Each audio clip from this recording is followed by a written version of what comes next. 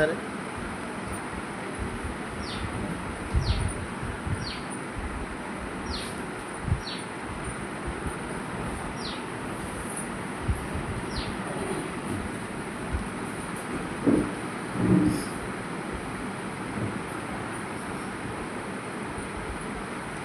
ప్రభునందు ప్రియమైన సహోదర సహోదరులారా, ప్రభువును రక్షకుడైన యేసుక్రీస్తు వారి నామంలో అందరికీ వందనాలు. నన్ను ఆహ్వానించిన దైవ సేవకునికి, స్థానిక సంఘానికి ప్రత్యేకమైన వందనాలు తెలియజేస్తూ ఉన్నాను. బైబిల్ ఒక కలెక్టర్ గారికి ఇచ్చి బైబిల్లో ఒక వాక్యం చదవమన్నారు. ఎవరికి? కలెక్టర్ గారు, ఐఏఎస్ చదివాడు. బైబిల్ తీసుకొని వాక్యం చదవడానికి గందరగోళం అయిపోతున్నాడు. ఆయన చదవలేకపోతున్నాడు. ఒక వాక్యాన్ని కలెక్టర్ గారు చదవలేకపోతున్నాడు. ఎందుకు? అంత గొప్ప కలెక్టరే బైబిల్ ఎందుకు చదవలేకపోతున్నా అంటే బైబిల్లో ఉన్న గొప్పతనం అది. చాలామంది బైబిల్ చదవాలంటే భయపడతారు. ఎందుకు భయపడతారు అంటే అది దేవుని పుస్తకం. ప్రపంచంలో ఉన్న పుస్తకాలకి ఈ పుస్తకానికి ఉన్న తేడా ఏంటంటే 1500 సంవత్సరాల మధ్య కాలంలో, ఎంతకాలం? 1500 సంవత్సరాల మధ్య కాలంలో ఒకరికి తెలియకుండా ఒకరు 45 మంది వ్యక్తులు ఈ పుస్తకాన్ని రాశారు. మోషే రాసినప్పుడు పేతురు లేడు, పేతురు రాసినప్పుడు మోషే లేడు, దావీదు ఉన్నప్పుడు మోషే లేడు, మోషే ఉన్నప్పుడు దావీదు. అంటే ఒక్కొక్కరికి కొన్ని వందల సంవత్సరాల గ్యాప్ ఉంది. ఒకరికి తెలియకుండా ఒకరు రాశారు ఈ పుస్తకాన్ని. ఆది కాండం నుండి ప్రకటన గ్రంథం వరకు మనం చూస్తే ఒకే క్రమం ఉంటుంది. మరి ఎలా రాశారు వాళ్ళు? చాలామంది ఒక సాధారణమైన పుస్తకం అనుకుంటున్నారు. దీని పేరేం పేరు? పరిశుద్ధ గ్రంథం. ఎందుకు పరిశుద్ధ గ్రంథం అంటే ఈ గ్రంథాన్ని వ్రాయించిన దేవుడు ఎవరు? పరిశుద్ధుడు. అందుకని పరిశుద్ధ గ్రంథం కాబట్టి అపవిత్రులు దీన్ని చదవలేరు. అపవిత్రులు దీన్ని చదవలేరు. ఒకవేళ చదవాలన్నా కూడా లోపల ఒక విధమైన దడ వస్తుంది. మీరు ఎప్పుడైనా గమనించారా? గుండెల్లో భయం వస్తుంది. ఎందుకనమ్మా స్వప్న? ఇది దేవుని పుస్తకం, దేవుని గ్రంథం. దేవుని మాటలు చదవడం అంటే సామాన్యమైనది కాదు. మంచిదండి, 7 మాటలు మనం చదువుకున్నాం. అనేక పర్యాయాలు ఈ 7 మాటల గురించి మనం వింటూ ఉన్నాం. ఎవరు పలికిన మాటలు, ఎక్కడ పలికిన మాటలు ఇవి అంటే, శిలువ మీద యేసుక్రీస్తు ప్రభు వారు ఉన్నప్పుడు 2 చేతుల్లో మేకులు ఉన్నాయి, శిరస్సున ముండ్ల కిరీటం ఉంది, పాదాల్లో మేకుంది, వీపంతా కొరడా గాయాలతో ఉన్నాడు. అలాంటి ఒక భయంకరమైన విపత్కరమైన పరిస్థితుల మధ్య ఆయన ఉండి ఆయన పలికిన మాటలు, ఈ మాటలు ప్రపంచాన్ని కదిలించిన మాటలు. ఈ మాటలు ప్రపంచాన్ని కదిలించాయి. ప్రపంచంలో ఏ మానవుడు కూడా ఇలాంటి మాటలు పలికినోడు లేరు. తనను హింసించే వారిని చూసి, అవమానపరిచే వారిని చూసి, హేళన చేసేవారిని చూసి, ముఖాన పిడుగురుద్దులు గురుద్దే వారిని చూసి, ముఖాన కాండ్రించి ఉమ్మివేసిన వారిని చూసి క్షమించగలిగిన ఏకైక వ్యక్తి ఎవరైనా ప్రపంచంలో ఉన్నారంటే ఒక్క యేసుక్రీస్తు ప్రభువే. స్తోత్రం చెబుదామా? ఉందా అలవాటు మీకు? దేవునికి స్తోత్రం. ప్రపంచంలోనే తనను హింసించే వారి కొరకు, తనను అప్పటికి ఏ స్థితిలో ఉన్నాడు? 2 చేతుల్లో మేకులు ఉన్నాయి, కదలలేని పరిస్థితి. శిరస్సున ముండ్ల కిరీటం ఉంది, పాదాలు 2 ఒకదాని మీద ఒకటి పెట్టి మేకొట్టారు, కొరడాలకు గాలాల మర్చి వీపు మీద దున్నారు, దేహమంతా రక్తపుమయం. ఒక నిలువ కొయ్య, అడ్డ కొయ్యకు 3 మేకులకు దిగగొట్టబడి ఆకాశానికి భూమికి మధ్య వేలాడదీయబడ్డాడు. మిట్ట మధ్యాహ్నపు వేళ, ఇదే టైంలో ఎర్రటెండలో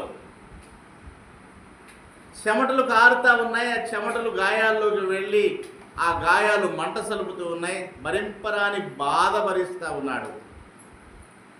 ఎవరి కొరకు అండి? కొరింథీయులకు రాసిన మొదటి పత్రిక 15వ అధ్యాయము 3వ వచనాన్ని చూడండి. కొరింథీయులకు రాసిన మొదటి పత్రిక 15వ అధ్యాయము 3వ వచనం. నాకు ఇయ్యబడిన ఉపదేశమును మొదట మీకు అప్పగించితిని, అదేమనగా, అదిగోండి జాగ్రత్తగా వినండి, లేఖనముల ప్రకారము క్రీస్తు అంటే అర్థం ఏంటంటే దేవుడు అని అర్థం. క్రీస్తు అంటే దేవుడు, యేసు అంటే మానవుడు. దేవుడే మానవుడుగా వచ్చాడు, అది సంగతి. యేసుక్రీస్తు ఎవరు అంటే ఆయన దైవ మానవుడు. దేవుడే ఏమామయ్య, దేవుడే మానవుడిగా వచ్చాడు కదా. దేవుడే మానవుడిగా వచ్చాడు కాబట్టి దైవ మానవుడు యేసుక్రీస్తు ప్రభు. ప్రియమైన దేవుడు బిడ్డలారా, ఆ క్రీస్తు అనగా దేవుడు. క్రీస్తు లేఖనముల ప్రకారము క్రీస్తు వినండి, మన పాపముల నిమిత్తము. ఎవరి పాపాలు? ఈ నాగరాజుపల్లి కాలనీలో ఉన్న, ఎస్సీ కాలనీలో ఉన్న మన అందరి పాపాలు, పక్కనే ఉన్న బీసీ కాలనీలో ఉన్న మన అందరి పాపాలు, గ్రామంలో ఓసీ ఉన్నారు కదా వారందరి పాపాలు, ప్రక్కనే ఉన్న పల్లెలో వారందరి పాపాలు, తండాలో ఉన్న ప్రజలందరి పాపాలు. లేఖనముల ప్రకారము క్రీస్తు మన పాపముల నిమిత్తము మృతి పొందాడు, అది సంగతి. ఎందుకు క్రీస్తు ప్రభు శిలువలో శ్రమ పడవలసి వచ్చిందంటే, ఒక మాట చదువుతారా? రోమీలకు రాసిన పత్రిక 8వ అధ్యాయం 2వ వచనం చదవండి. రోమీలకు రాసిన పత్రిక 8వ అధ్యాయం 2వ వచనం. క్రీస్తు యేసునందు జీవమునిచ్చు ఆత్మ యొక్క నియమము, అదిగోండి, పాప మరణముల నియమము నుండి నన్ను విడిపించెను. ఎట్లనగా ధర్మశాస్త్రము దేనిని చేయజాలకపోయెను దానిని దేవుడు చేశాడు. మొట్టమొదట మానవుడు ఏం చేశాడు? దేవుని ఆజ్ఞను మీరాడు. ఆదికాండం 2వ అధ్యాయం 17వ వచనం. ఆదికాండం 2వ అధ్యాయం 17వ వచనం.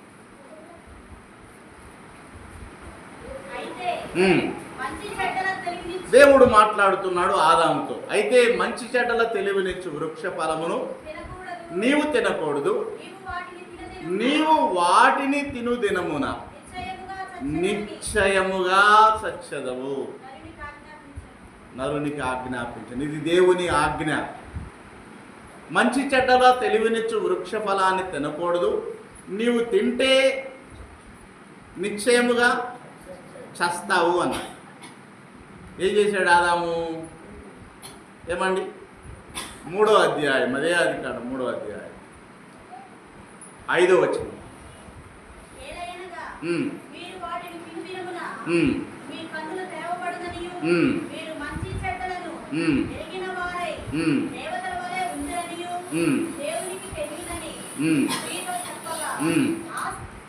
ఆరో వచనం అమ్మ. ఆ స్త్రీ ఆ వృక్షము ఆహారమునకు మంచిదియు, కన్నులకు అందమైనదియు, వివేకమిచ్చు రమ్యమైనదియునై ఉండుట చూచి ఫలములలో కొన్ని కోసి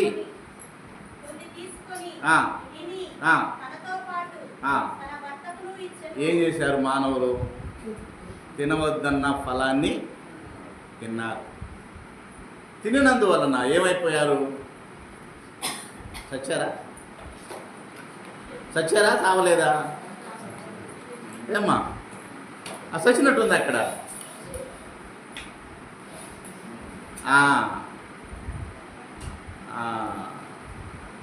ఎలా చెప్పాలంటే, ఇక్కడ ఎవరున్నారు? అమ్మాయి ఉంది. అమ్మాయి పేరు గురుమర్చిలేదు. ఏం పేరురా? అమ్మ మల్లేశ్వరి. ఒక డజన్ కాయలు తెచ్చి పెట్టిలో పెట్టింది. మల్లేశ్వరి కొడుకు మల్లేశ్వరికి తెలియకుండా ఒక కాయ గబాలు తిన్నాడు. తినొద్దని చెప్పి నేను వచ్చి నీకు ఇచ్చిన దాకా మీరెవరు ఆ కాయలు తినొద్దని చెప్పి పెట్టిలో పెట్టింది. కాయలు చూసిన కాడ నుంచి వీడు నోరు ఊరుతా ఉంది.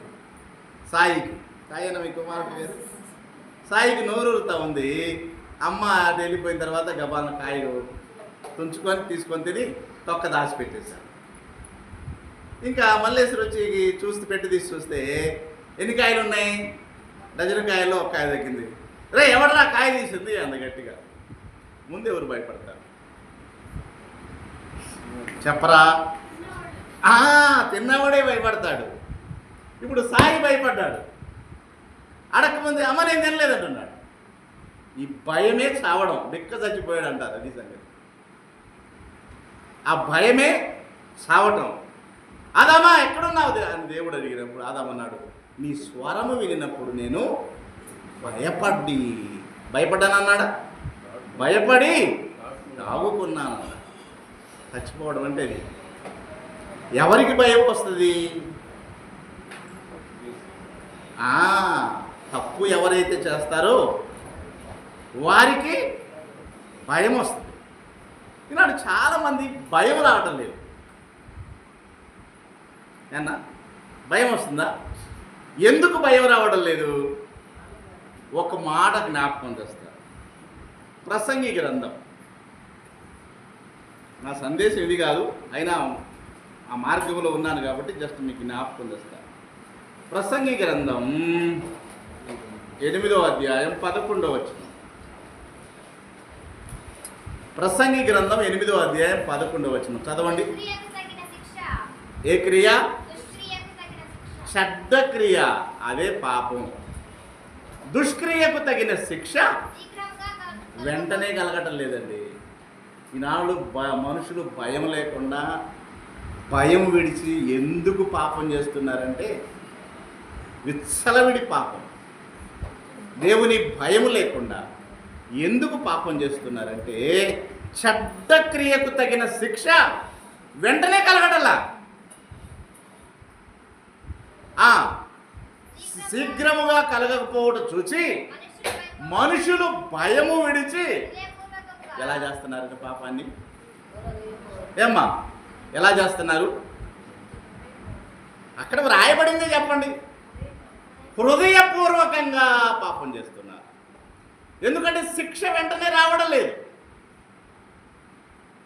శిక్ష వెంటనే రాకపోవడాన్ని బట్టి మనుషులు భయం విడిచి హృదయపూర్వకంగా పాపం చేస్తున్నారు. ఆదాము హవ్వలు పండు తిన్నారు, దేవుని ఆజ్ఞను మీరారు. ఆజ్ఞాతిక్రమమే పాపం. వెంటనే దేవుడు చూశాడు, అర్థమైంది ఆయనకి, వీరు పండు తిన్నారు అని. ఆదామా ఎక్కడున్నావంటే ఆదాము పలికిన మాట ఏంటంటే, నీ స్వరము విడినప్పుడు నేను భయపడ్డాను. దేవుని వాక్యము, దేవుని మాట వ్యక్తులలో భయం పుట్టిస్తుంది. తెలుసా మీకు? దేవుని మాట వ్యక్తులలో భయాన్ని పుట్టిస్తుంది. ఎవరికి కలుగుతుంది భయం? డాడీ చెప్పు. పాపం చేసిన వారికి, చెడ్డ పని చేసిన వారికి, చెడ్డ కార్యం చేసిన వారికి ఏం కలుగుతుంది? భయం కలుగుతుంది. కాబట్టి ఆదాము హవ్వలు ఆది కాండములో 3వ అధ్యాయంలో పాపం చేశారు, దేవుని ఆజ్ఞను మీరారు. అందువలన వారు దేవుని సన్నిధిలో నుండి త్రోసివేయబడ్డారు. అయితే మనం మొట్టమొదట చదువుకున్న వాక్య భాగంలో దేవుని హృదయం ఏంటంటే క్షమించే హృదయం. దేవుని హృదయం ఏంటండి? ఆయన క్షమాపణ కలిగిన దేవుడు. ఆయన హృదయం క్షమించేది. దేవుడు నన్ను క్షమిస్తున్నాడులే, నా మట్టుకు దేవుడు నన్ను క్షమిస్తున్నాడులే, నేను ఎట్లయినా జీవిస్తే సరిపోతులే అంటే సహిస్తాడా దేవుడు? ఓర్చుకుంటాడా దేవుడు? చాలా చాలా చాలా చాలా భయమేస్తుంది దేవుని వాక్యం చదువుతుంటే. నా మట్టుకు నేను ఎంత జాగ్రత్తగా ఉండాలి? క్రైస్తవుడనైనా నా మట్టుకు నేను ఎంత జాగ్రత్తగా ఉండాలని లోపల నుంచి భయం బయలుదేరుతుంది. దేవుని వాక్యము ఏం చేస్తుంది? 4:12 హెబ్రీలకు రాసిన పత్రిక. హెబ్రీ పత్రిక 4వ అధ్యాయం 12వ వచనం చదవండి. ఎందుకనగా దేవుని వాక్యము సజీవమై, దేవుని వాక్యం ఎలాంటిది? సజీవం అంటే అర్థం ఏంటంటే సదాకాలము జీవించున్నది అని అర్థం. దేవుని వాక్యము గతించేది కాదు. ఆకాశమును భూమియు గతించును కానీ నా వాక్యము ఎన్నడూ గతించదని దేవుని వాక్యం తెలియజేస్తా ఉంది. కాబట్టి ప్రియమైన దేవుని బిడ్డలారా, దేవుని వాక్యము గతించేది కాదు.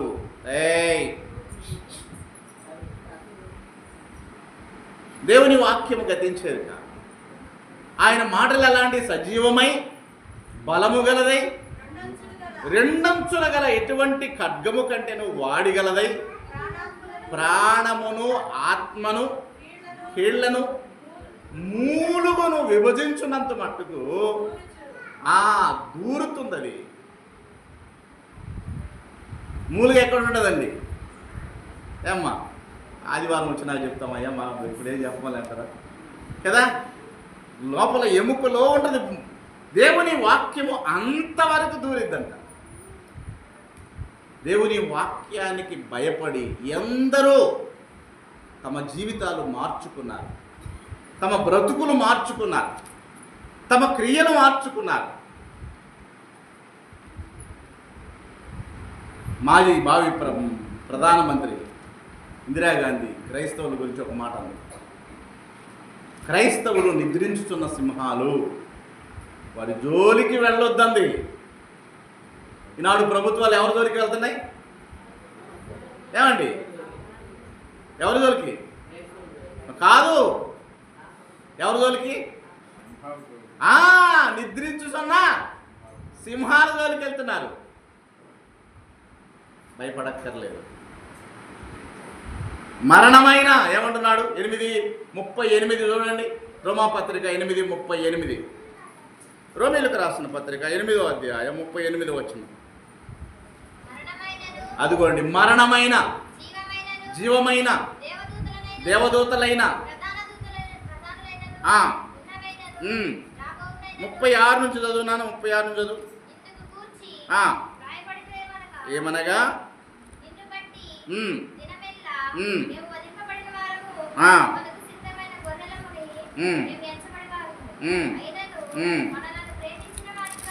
మనలను ప్రేమించుచున్న వాని ద్వారా. అంతకుముందు ఒక మాట చెప్పాడండి, 35వ వచనం. క్రీస్తు ప్రేమ నుండి మనలను ఎడబాపు వాడెవడు?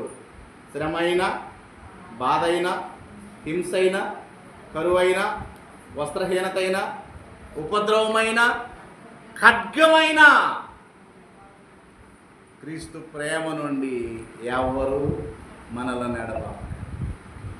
అలాగైతే ప్రియమైన దేవుని బిడ్డలారా, దేవుని హృదయము క్షమించే హృదయం.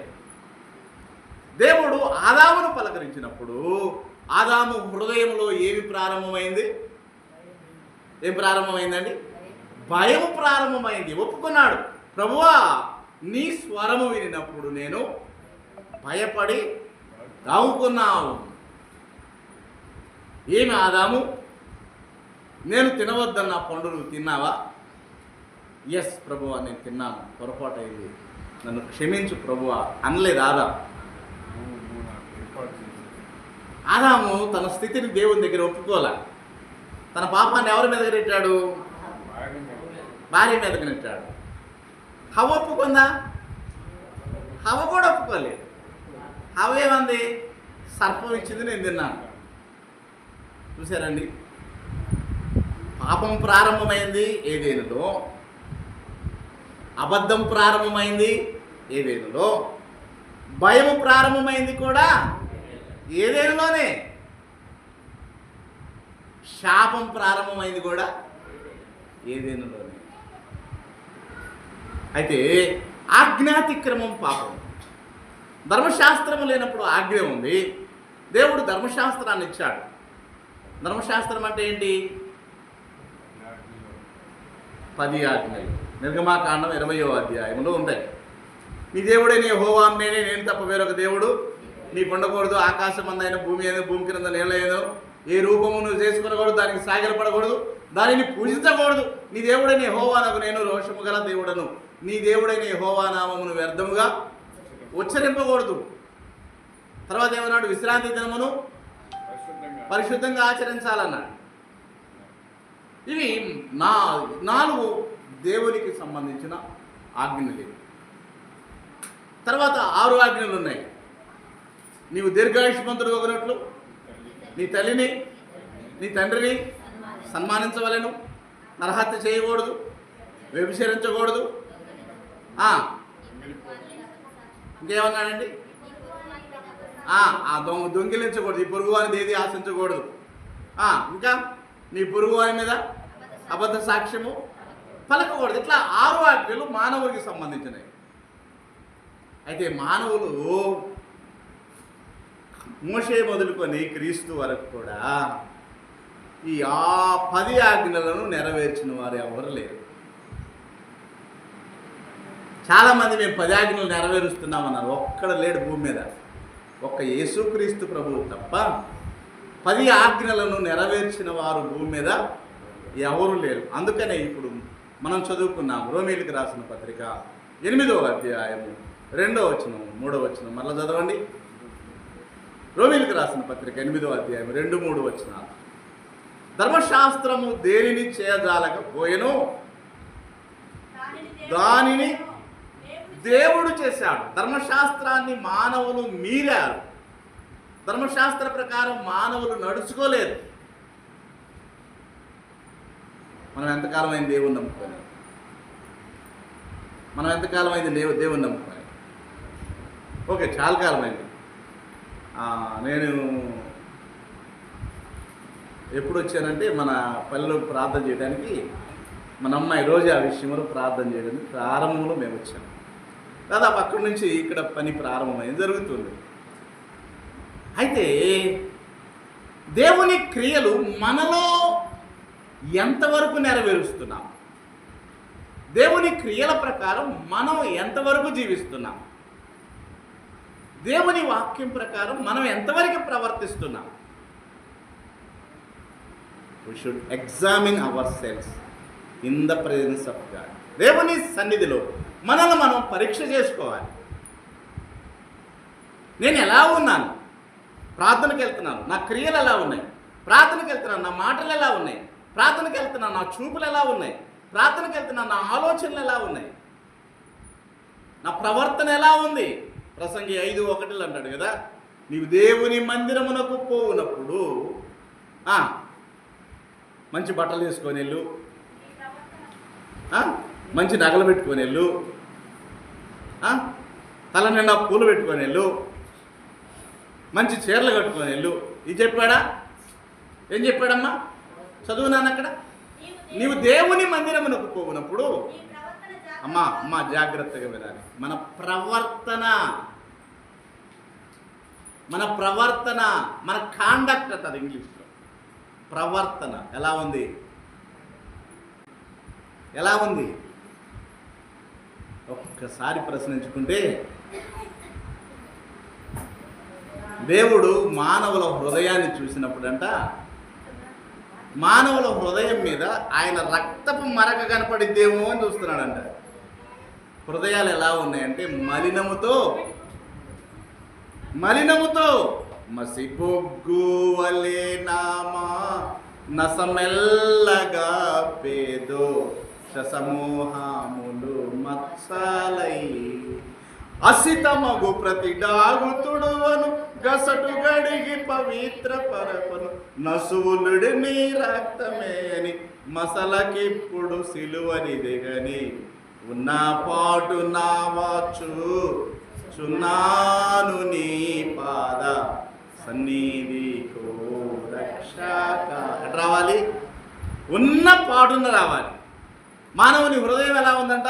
మసి బొగ్గులాగా ఉందంట దేవుడు చూసినప్పుడు. మన హృదయాలు ఎలా ఉన్నాయి? అసలు మన హృదయాల్లో ఏమున్నాయి? మన హృదయ స్థితి ఏంటి చూస్తారా? మార్కు సువార్త 7వ అధ్యాయం 21వ వచనం చదవండి. మార్కు సువార్త 7వ అధ్యాయం 21వ వచనం. లోపలి నుండి, మార్కు 7:21, అనగా అమ్మ మనుషుని హృదయంలో ఏమున్నాయో ఒక లిస్టు చదువుతున్నారు. ఒక్కొక్క మాట గుర్తుపెట్టుకోండి. చదువు నాన్న. హృదయములో నుండి చెడ్డ ఆలోచనలు ఒకటి. జారత్వం అంటే వివాహానికి ముందు జరిగే శరీర సంబంధమైన పాపం, జారత్వము. 3 దొంగతనము. 4 నరహత్య. 5 వ్యభిచారం, భర్త ఉండగా మరొక పురుషునితో, భార్య ఉండగా మరొక స్త్రీతో వ్యభిచారము. లోభము.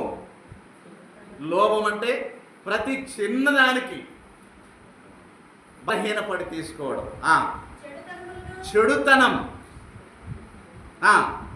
కృత్రిమము, కామవికారం, మత్సరము, దేవదూషణ, అహంభావం, అవివేకము. ఎన్ని లెక్కేశారా మీరు? 13 ఉన్నాయి. ఈ చెడ్డవి అన్నాడు. ఏమున్నాయి హృదయంలో? ఏమ్మా హృదయంలో ఏమున్నాయి? నా అంత మంచోరు ఈ నాగరాజుపల్లి కాలనీలో వెళ్ళారండి. చెప్పగలమా? ఏమ్మా చెప్పగలమా? ఎందుకంటే హృదయం బాలేదు.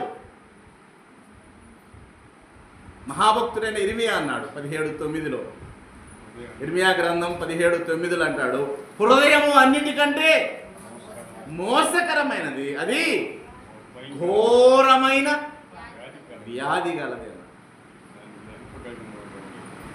ఫలానోడికి హార్ట్ అటాక్ వచ్చి చనిపోయాడంట అంటారు కదండి. వాడికే కాదు, మనందరి హృదయాలు ఎలా ఉన్నాయి? ఎలా ఉన్నాయి? యెషయా గ్రంథం 1:5 చూడండి. యెషయా గ్రంథం 1:5.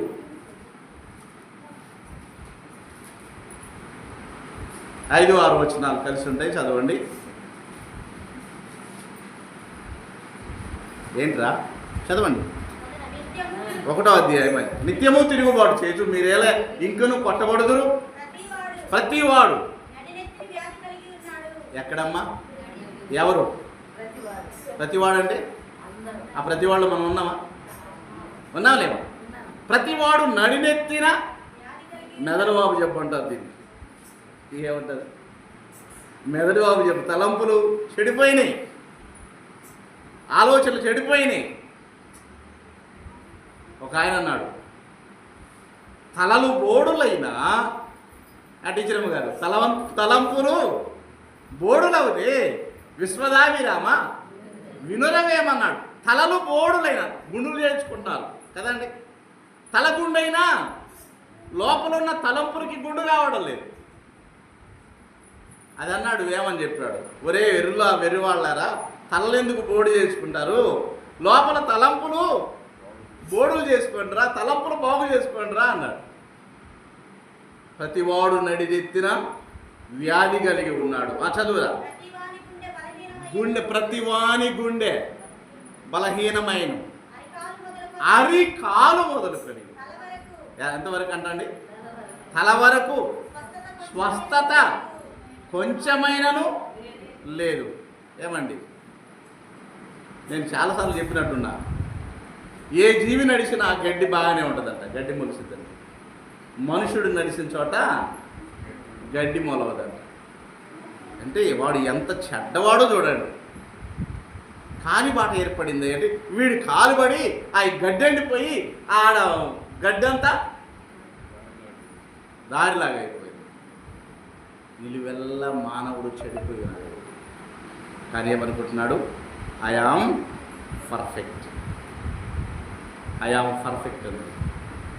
పిల్లరా, ఈ పాపము ఆదికాండంలో ప్రారంభమైంది.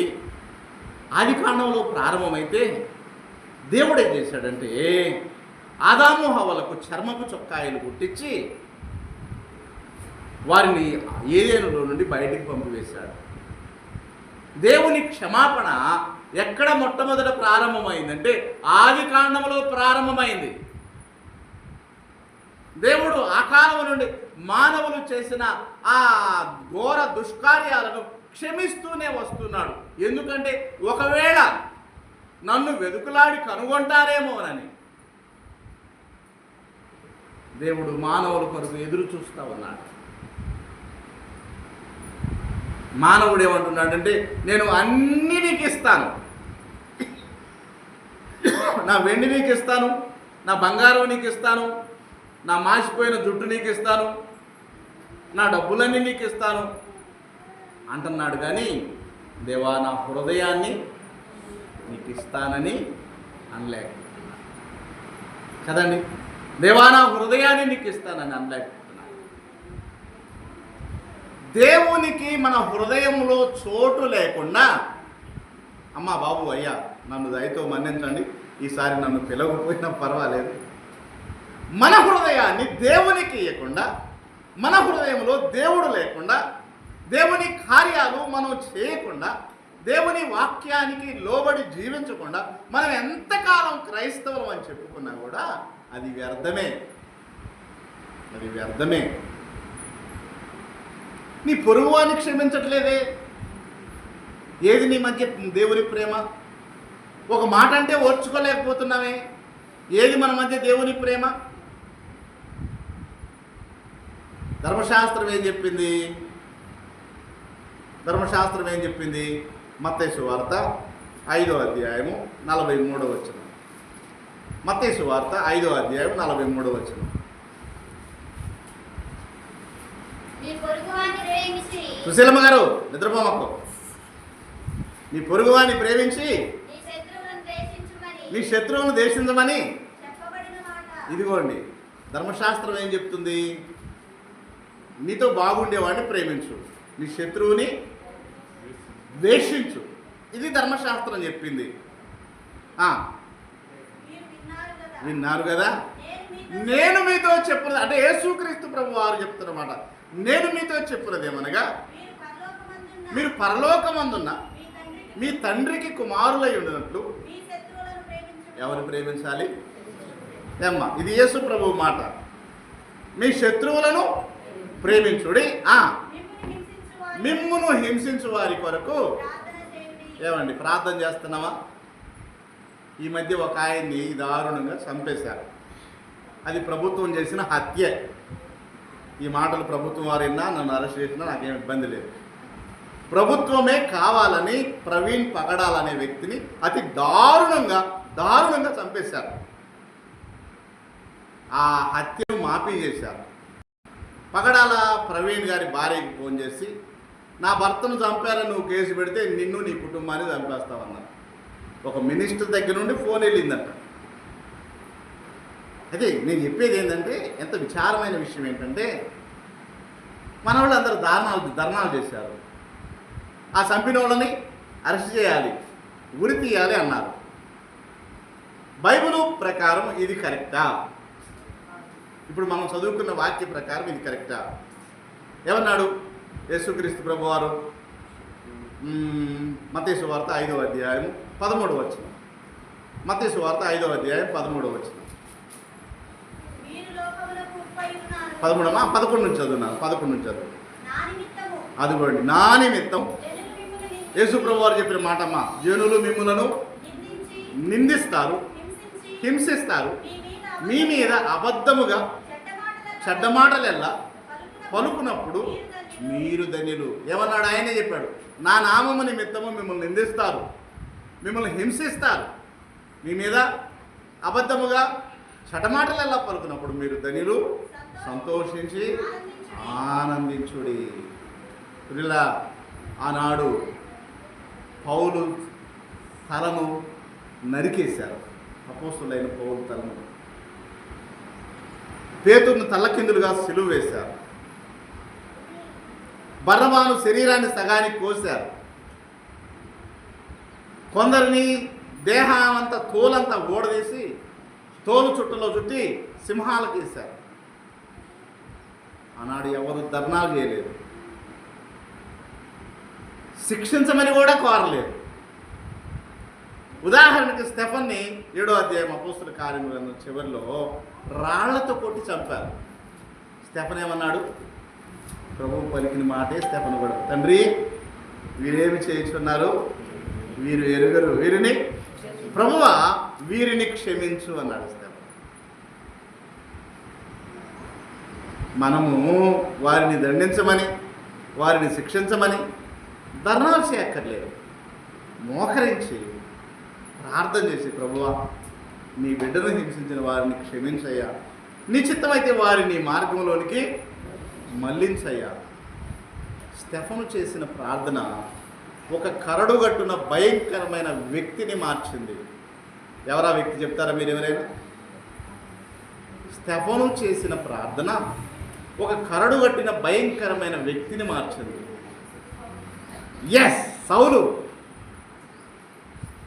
పూర్వము దోషకుడును, హింసకుడును, హానికరుడు అనే వ్యక్తి సౌలు హృదయాన్ని స్టెఫను ప్రార్థన మార్చివేసింది.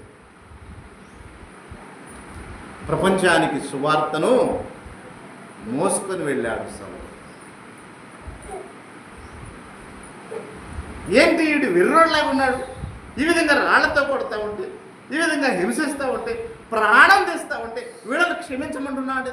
ఎక్కడిది ధైర్యం, ఎక్కడిది గుండె ధైర్యం, ఎక్కడి నుండి వచ్చింది అంటే అది క్రీస్తు హృదయం, అది క్రీస్తు మనసు. దేవుని పిల్లలమైన మనం నేర్చుకోవాల్సింది మొట్టమొదటి విషయం, మన పొరుగు వారిని క్షమించాలి. మన శత్రువులను ప్రేమించాలి. మనల్ని హింసించే వారి కొరకు ప్రార్థన చేయాలి. అంతేగాని తిట్టిన వాళ్ళని తిట్టు, ప్రభువా ప్రభువా అసలు నువ్వు ఉన్నావు, నువ్వు చూడు సుశీలమ్మ నన్ను ఎంతలో మాట అందో, ఇంకా నువ్వు జ్ఞాపకం చేసుకోవేంది, ఒక్కసారి నువ్వు కన్ను తెరిస్తే కదా కదా. మా అత్త కాబట్టి ఉదాహరణ చెప్తలేదు. ఇలాంటి ప్రార్థనలు మనం చేస్తున్నాం కాదు. ప్రభువా ఫలాని సహోదరి నీది అవసరం నన్ను దూషించిందయ్యా, ఆ బిడ్డను క్షమించు, ఆ బిడ్డకు మంచి మనస్సు ఇవ్వయ్యా. ఇది క్షమాపణ కలిగిన హృదయం. మొట్టమొదటి మాట యేసుక్రీస్తు ప్రభువు వారు పలికిన మాట, తండ్రి వీరు ఏమి చేయుచున్నారు, వీరు ఎరుగరు, వీరిని క్షమించు. ప్రియమైన దేవుని పిల్లరా, మానవులందరూ పాపం చేశారు. రోమపత్రిక 3:23 చదవండి. రోమీలకు రాసిన పత్రిక 3వ అధ్యాయం 23వ వచనం. ఏ భేదమును లేదు, అందరూ పాపము చేసి దేవుడు అనుగ్రహించు మహిమను పొందలేకపోతున్నారు. యోహాను సువార్త 1:29 చదవండి. ఏ భేదమును లేదు, అందరూ పాపము చేసి దేవుడు అనుగ్రహించు మహిమను పొందలేకపోతున్నారని లేఖనం తెలియజేస్తా ఉంటే, యోహాను సువార్త 1:29లో ఇదిగో లోక పాపములను మోసుకొని పోవు. ఉందమ్మా అంతే. యోహాను సువార్త 1:29 రానా ఉందా? చదువు. అనునాడు యేసు తన యొద్దకు రాగా చూచి, ఇదిగో లోక పాపములను మోసుకొని పోవు. మానవులందరూ పాపం చేశారు. మానవులందరూ పాపం చేసి దేవుడు అనుగ్రహించే మహిమకు దూరమయ్యారు, పోగొట్టుకున్నారు. అలాంటి మానవులందరినీ రక్షించడానికి తిమోతి మొదటి పత్రిక 1:15 ప్రకారం పాపులను రక్షించుటకు క్రీస్తు యేసు దేవుడు మానవుడుగా ఈ లోకానికి వచ్చినను వాక్యము నమ్మదగినది, పూర్ణ అంగీకారమునకు యోగ్యమైనది. పాపులైన మనందరినీ రక్షించడానికి ప్రభువైన యేసుక్రీస్తు వారు ఈ లోకానికి వచ్చాడు. మనందరికీ వచ్చే పాప శిక్ష అంతా ఆయన తనపై వేసుకున్నాడు. ఆయన భుజముల మీద మోయలేని మ్రాను ఉన్నది. ఆయన భుజముల మీద మోయలేని మ్రాను ఉన్నది. యెషయా గ్రంథం 9వ అధ్యాయం 6వ వచనాన్ని ఒకసారి మనం చదివితే, యెషయా గ్రంథం 9వ అధ్యాయం 6వ వచనాన్ని మనం చదివినట్లయితే ఏమని ఉంటుంది అక్కడ చూడండి బాబు. ఏలైనగా మనకు శిశువు పుట్టెను, మనకు కుమారుడు అనుగ్రహించబడెను. అదిగోండి ఆయన భుజము మీద రాజ్యభారం అంటే మనుషుల భారమే. రాజ్యం అంటే మనుషులు, దేశం అంటే మట్టి కాదోయ్, దేశం అంటే మనుషులే అన్నాడు. ఆయన భుజము మీద రాజ్యభారముండును. మానవులందరి పాప భారాన్ని ఆయన వీపుపై మోసుకొని పోయాడు. మనందరి కొరకై ఆయన కొట్టబడ్డాడు. మనందరి కొరకై ఆయన గాయాలు పొందాడు. శిరస్సున ముండ్ల కిరీటం, చేతుల్లో మేకులు, పాదాల్లో మేకు, వీపంతా కొరడా దెబ్బలు, దేహమంతా రక్తపు ముద్దగా మార్చబడింది. మనందరి పాప పరిహారం కొరకు ఆయన మరణించాడు, సమాధి చేయబడ్డాడు. మరణాన్ని జయించి 3వ దినాన తిరిగి లేచాడు. ఈరోజు ఆయన మరణించిన దినమని లోకమంతా గుడ్ ఫ్రైడే జరుగుతుంది. మరణించాడు వాస్తవంగా, తిరిగి లేచాడు, అది కూడా వాస్తవం. మరలా రాబోతున్నాడు. పరలోకానికి వెళ్ళిన ఆయన మరలా రాబోతున్నాడు. నిన్ను నన్ను పాప శాపముల నుండి రక్షించడానికి ఆయన రాబోతున్నాడు. ఒకసారి వచ్చాడు, గొర్రెపిల్లగా వచ్చాడు. రేపు ఎలా రాబోతున్నాడు ఒక్క మాట చదివించి నేను ముగిస్తాను. తెస్సలోనికైలకు రాసిన మొదటి పత్రిక, క్షమించండి 2వ పత్రిక 1వ అధ్యాయం, తెస్సలోనికైలకు రాసిన 2వ పత్రిక 1వ అధ్యాయం 6వ వచనాన్ని చదువుతున్నాను. ప్రభువైన యేసు తన ప్రభావమును కనబరుచు దూతలతో కూడా పరలోకము నుండి అగ్ని జ్వాలలలో ప్రత్యక్షమై దేవుని ఎరుగని వారికి, మన ప్రభువైన యేసు సువార్తకు లోబడని వారికి ఏం చేయడానికండి? ప్రతిదండన. దేవుని వాక్యం వినకపోతే, దేవుని వాక్యం విని స్పందించకపోతే, దేవుని వాక్యాన్ని విని లోబడకపోతే ప్రతిదండన ఉన్నది. అగ్ని జ్వాలలో రాబోతున్నాడు. పేతురు 2వ పత్రిక 3వ అధ్యాయము 6 నుంచి చదువుతున్నాడు. పేతురు 2వ పత్రిక 3వ అధ్యాయము 6 నుండి చదువుతున్నాడు. ఆ నీళ్ల వలన అప్పుడున్న లోకము నీటి వరదలో మునిగి నశించెను. అయితే ఇప్పుడున్న ఆకాశమును భూమియు భక్తిహీనుల తీర్పును నాశనమును జరుగు దినము వరకు అగ్ని కొరకు. దేని కొరకండి? అమ్మా బాబు అయ్యా వినండి. దేవుని వాక్యం వినకపోతే, దేవుని వాక్యానికి లోబడకపోతే, నీ మనసు మార్చుకోకపోతే, మార్పు చెందాను అని నీ జీవితంలో ఆ క్రియలు కనబడకపోతే అగ్ని జ్వాలలలో ప్రత్యక్షమై ప్రతిదండన చేయబోతున్నాడు. అగ్ని తీర్పు రాబోతుంది. జలప్రళయం వచ్చింది, సత్యమేనా? ఏమండి, జలప్రళయం వచ్చిందా రాలేదా? బైబిల్ కట్టుకథలు కాదు. బైబిల్లో వ్రాయబడింది ప్రతిదీ వాస్తవమే. జలప్రళయం వచ్చింది, అప్పుడున్న లోకాన్ని ముంచివేసింది. తర్వాత సొదొమ గొమొర్రాలు పాపం ఎక్కువైగా దేవుడు ఆ సొదొమ గొమొర్రా పట్టణాల్ని అగ్ని గంధకాలతో దహించి వేశాడు. అది సత్యమే. రేపు ఆయన అగ్ని జ్వాలల్లో ప్రత్యక్షమవుతున్నాడు. ఇది సత్యమే. దేవుని వాక్యాన్ని విందాం, దేవుని వాక్యానికి లోబడదాం, దేవుని వాక్యాన్ని అనుసరించి జీవిద్దాం.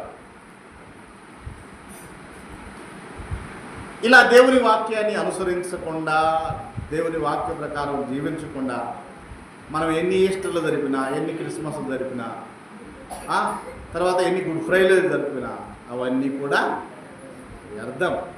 కాబట్టి దేవుని వాక్యాన్ని జాగ్రత్తగా చదువుదాం, దేవుని వాక్యాన్ని అర్థం చేసుకుందాం, దేవుని వాక్యం ప్రకారం జీవిద్దాం. మన పాపముల కొరకు ప్రాణం పెట్టిన ఏకైక వ్యక్తి దేవుడు యేసు ప్రభువే. ఇంకెవరు కూడా మానవ పాపాల కొరకు ప్రాణం పెట్టల. దేవుడు నీ కొరకు ఏం చేశాడంటే, నా కొరకు ఫలాంది చేశాడు అని చెప్పగలిగిన వాడు ఈ భూమి మీద ఒక్కడు లేడు. అదే ఒక క్రైస్తవుని అడిగితే ఆయన నా కొరకు ప్రాణం పెట్టాడని చెప్తాడు క్రైస్తవుడు. ఇది క్రైస్తవునికి ఉన్న గొప్పతనం. మిగతా వాళ్ళని ఎవరైనా అడగండి, నీ దేవుడు నీ కొరకు ఏం చేశాడు? ఒక మహాచక్రవర్తి తన దాసుని అడిగాడు, ఏమన్నాడన్నా, నీవు నిత్యము సేవించుతున్న నీ దేవుడు నిన్ను రక్షింపగలిగనా అన్నాడు. ఆ దాసుడు అన్నాడు,